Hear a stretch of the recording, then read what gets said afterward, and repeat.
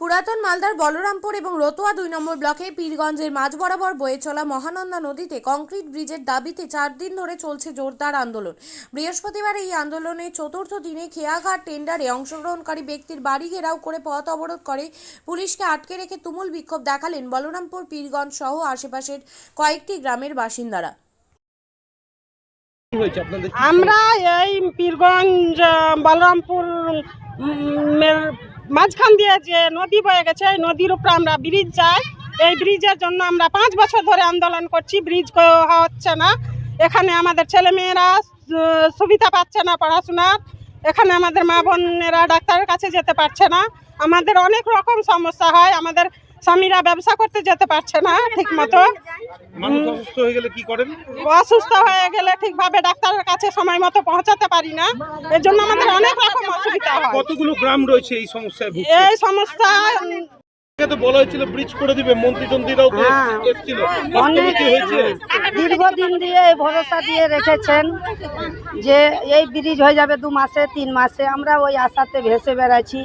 দীর্ঘদিন ধরে এই হবে, আজ হবে, কাল হবে করতে করতে কত বছর কেটে গেল, কোনো ব্রিজের নাই। ভোট নেওয়ার বেলা ভোট উঠলিয়ে নিজের মধ্যে লড়াই দঙ্গা করে ভোট দিয়ে দিচ্ছি, ভোট পাস হয়ে যাচ্ছে আর আমাদেরকে ঘুরে তাকায় না। আমরা কোনো রকমের কোনো ব্যবস্থা পাচ্ছি না। কার কাছে 1 টাকা যদি কমে যাচ্ছে অপযস্ত করে ঘুরিয়ে পাঠিয়ে দেওয়া হচ্ছে, অপমান করে দেওয়া হচ্ছে। কারো গরিবের কাছে যদি 1 টাকা কমে যায় তার জন্য পারাপার হতে দিচ্ছে না। আন্দোলন সামিল হচ্ছে, এর আগে তো প্রতিশ্রুতি দেওয়া হয়েছিল ব্রিজ করে দেওয়া হবে, কিভাবে দেখছেন? শুনুন, একটা কথা বলতে বলতে আমরা অনেকটা বিরক্ত। আজকে আমরা 3য় দিনে অবস্থান বিক্ষোভ।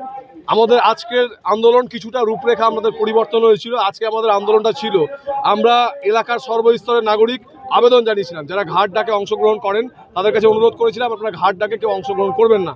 তারপরেও এই পার্শ্ববর্তী লম্বাধর প্রামাণিক ওরফে ডালিম প্রামাণিক 2,39,00,000 টাকায় ঘাটের টেন্ডার নিয়েছেন।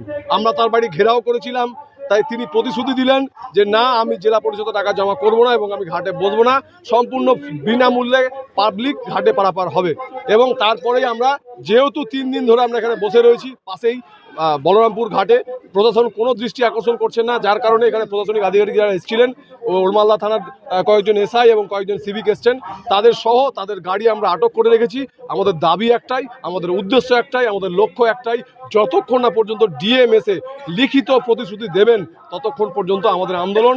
আজকে কয়েক হাজার মানুষের আন্দোলন আপনারা দেখতে পাচ্ছেন, এখানে কয়েক হাজার মানুষ আমরা উপস্থিত হয়েছি। আগামী দিনে এই আন্দোলন আরও তীব্র থেকে তীব্রতর হবে।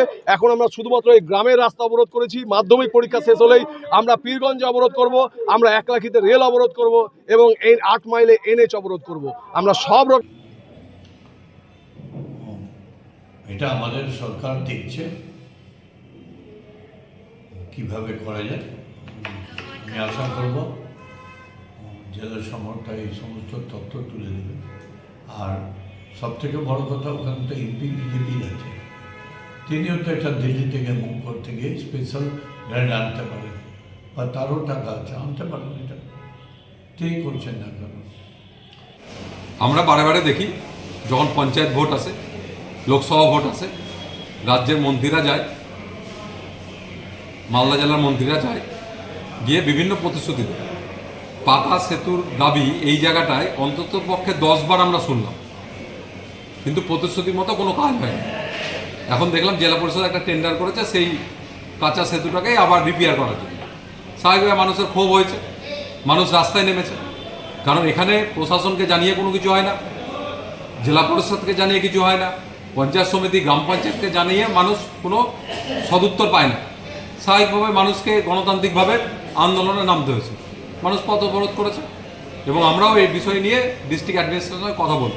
আর মানুষের এইভাবে অসুবিধা হওয়া এবং তার সঙ্গে যে কোনো সময় এই কাঁচা সেতু ভেঙে যে কোনো দুর্ঘটনা ঘটতে পারে, এই বিষয়ে আমরা কিন্তু প্রশাসনের সঙ্গে কথা বলব। শিক্ষাই জাতির মেরুদণ্ড।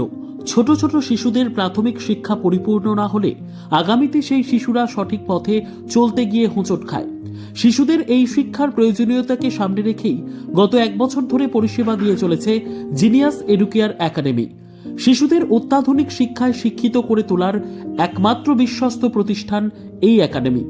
এখানে অভিজ্ঞ শিক্ষক শিক্ষিকা দ্বারা যত্ন সহকারে মাতৃভাষা বাংলা মাধ্যমে পড়ুয়াদের শিক্ষা দেওয়া হয়। একেবারে খেলার ছলে বিনোদনমূলকভাবে বাচ্চাদের এখানে পাঠ দেওয়া হয়। পড়াশোনার পাশাপাশি বাচ্চাদের বিনোদনের ব্যবস্থাও রয়েছে এখানে। তাই আপনার বাচ্চাকে ছোট থেকে অভিনব শিক্ষায় শিক্ষিত করে মানুষের মতো মানুষ করে তুলতে হলে এই শিক্ষা প্রতিষ্ঠানের উপরে ভরসা করতেই হবে। আমাদের ঠিকানা জিনিয়াস এডুকেয়ার একাডেমি, স্থান ঘুঘুডাঙ্গা মোড়, পোস্ট ভূপালপুর, রায়গঞ্জ, উত্তর দিনাজপুর। মোবাইল নম্বর 9563630109 অথবা 7029042308।